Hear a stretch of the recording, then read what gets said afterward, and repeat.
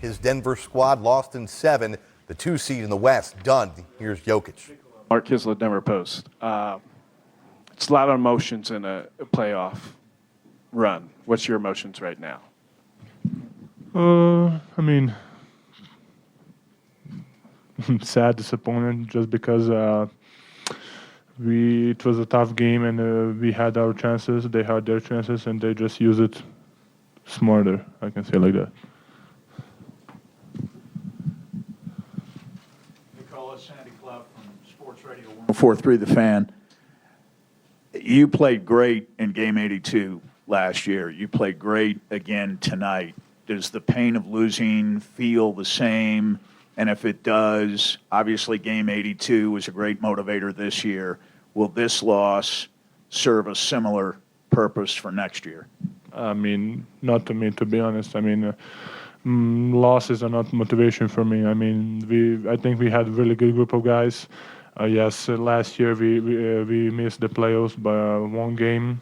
I mean, Portland lost against the New Orleans last year too. So I mean, maybe that's their motivation, but you never know. So I'm just asking for the guys who's gonna come next year to come better and prepared to do bigger things. Nikola Youngmas of ESPN. Coach was saying afterwards that you went and talked to the team and said it was kind of your fault and you took the blame. Why did you feel that way as good as you played, and what did you say to them? I mean, they look at me as a leader. They look at me as their best player. So yeah, I mean, I miss those free throws. That 1 free throw in the end, and I missed free throw in the Portland game. That to 4 overtime. It just, I mean, probably I feel responsible just because I mean, I think I missed a lot of shots. Yeah, I missed a lot of shots, and I supposed to make some of those. So it was physical game. It was tough game. That's it. Joe Varden from The Athletic. Do you, and I know it's still so early and raw to lose in Game 7, but do you come away from this series feeling like Coach feels, which is you guys went farther than everyone else thought you would, and the future is bright, or do you really lament being up 3-2 in the series and not being able to finish it? I mean, we had a great opportunity. Even the game in Portland, we were there the whole game. Game here in front of our crowd. I mean, we fought. It was really tough game. A lot of missed shots. I mean, they score a lot of our offensive rebounds. So and we miss a lot of free throws. That's kind of the easiest thing that we can say. And I mean, I don't know what to say. Nikola, you missed the postseason for the past 2 years. What do you take away from this season, getting all the way to the second round and almost the conference finals? What do you remember about it?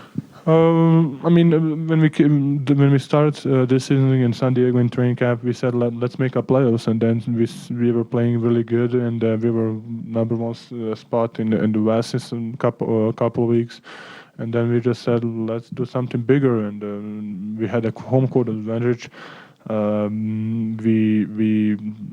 We beat San Antonio in 7 games. It was a really tough series against Portland. We lost today. No, it's improvement for us. This is our first time being here. I don't know. Probably next year we're going to be better. Anything else? Thank you, guys. Well, that is Nikola Jokic.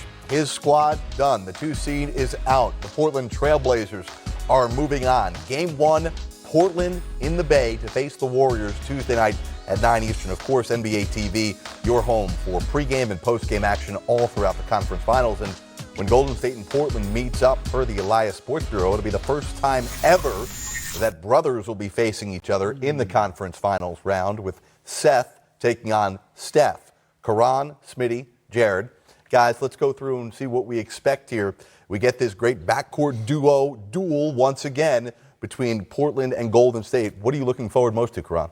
The return of Kevin Durant, and when do he come back? I think that's the big X factor in all of this. But I think that C.J. McCollum and Dame are going to do an excellent job, remarkable job, rather than going in there and, probably trying to split in the first 2 games. But I also feel like with Steph Curry and the way those guys are playing right now and the continuity and the momentum that they have coming off that huge win in Houston, they're just still going to be a tough team to beat.